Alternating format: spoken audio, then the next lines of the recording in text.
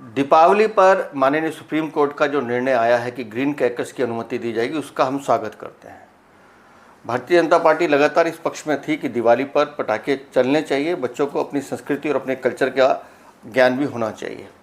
लेकिन दिल्ली में अरविंद केजरीवाल की सरकार ऐसी सरकार थी जो जानबूझकर कोर्ट के सामने गलत तथ्य रखती थी, जिससे कोर्ट ये निर्णय देता था कि पटाखे नहीं जलेंगे। आज दिल्ली में एक सनातन प्रेमी सरकार है जिसने कोर्ट के सामने सही पक्ष रखा और जिसका ये परिणाम है कि सुप्रीम कोर्ट ने ग्रीन क्रैकर्स चलाने की अनुमति दी है।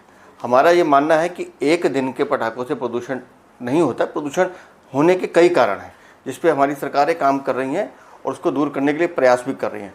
लेकिन सभ्यता का संरक्षण भी होना है और दिल्ली की चिंता भी करनी है, और मुझे लगता है सुप्रीम कोर्ट का ये निर्णय निश्चय काबिल तारीफ है। माननीय मुख्यमंत्री श्रीमती रेखा गुप्ता जी का और माननीय मंत्री जी का हम विशेष धन्यवाद देंगे कि उन्होंने लगकर जो कि ग्रीन पटाखे दीपावली के पावन पर्व पर चलने चाहिए, क्योंकि दीपावली पावन पर्व एक पूरे विश्व में सेलिब्रेट किया जाता है। और जब दीपावली हो और पटाखे ना हों तो ये थोड़ा सा ऐसा लगता था जबकि पिछली सरकारों ने कोई भी प्रयास नहीं करा, और हमारी माननीय मुख्यमंत्री जी के नेतृत्व में प्रयास किया गया, जिससे कि आज जाकर परमिशन मिली है। तो मैं अपनी दिल्ली सरकार का विशेष धन्यवाद देता हूं और सभी का भी धन्यवाद देता हूं। और इस बार की दिल्ली वाकई में पटाखों के साथ, बम धमाके के साथ जो है अच्छे से सेलिब्रेट की जाएगी।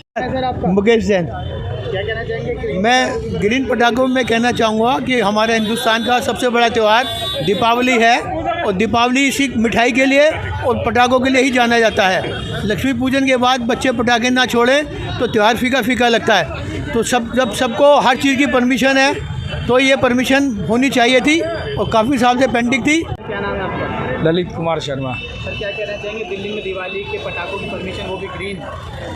ऐसा है, देखिए, हमारी जो सांस्कृतिक त्यौहार हैं उनको जीवित रखने के लिए जिस तरह की हमारी परंपराएं हैं, पटाखे चलाने की, बच्चों को भी शौक़ होता है, तो नहीं तो उनको आने वाली पीढ़ी को तो पता ही नहीं लगेगा कि ये त्यौहार किस लिए मनाया जाता है। पटाखे चला के भी मनाया जाता है, या हमारी जो है फूलझड़ियाँ हैं, विभिन्न प्रकार की जो चीज़ें हैं। लेकिन उसके साथ साथ हम ये पर्यावरण का भी ध्यान रखें, क्योंकि दिल्ली जो है सबसे पोल्यूटेड जो है सिटी है, तो उसको ध्यान रखते हुए ग्रीन पटाखों की जो परमिशन मिली है उसके लिए मैं अपनी श्रीमती रेखा सरकार को धन्यवाद देता हूं कि उन्होंने प्रयास किया और ग्रीन पटाखों की परमिशन दिल्ली सरकार ने हमारी जनता को, दिल्ली की जनता को दिलवाई। एडवोकेट आकांक्षा गर्ग।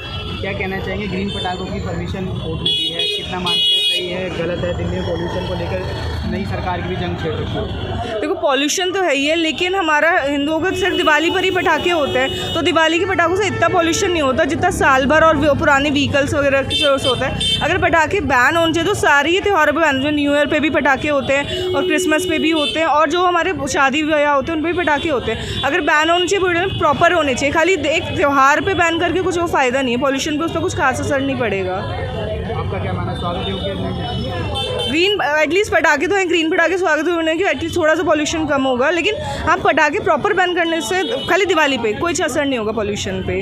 2 दिन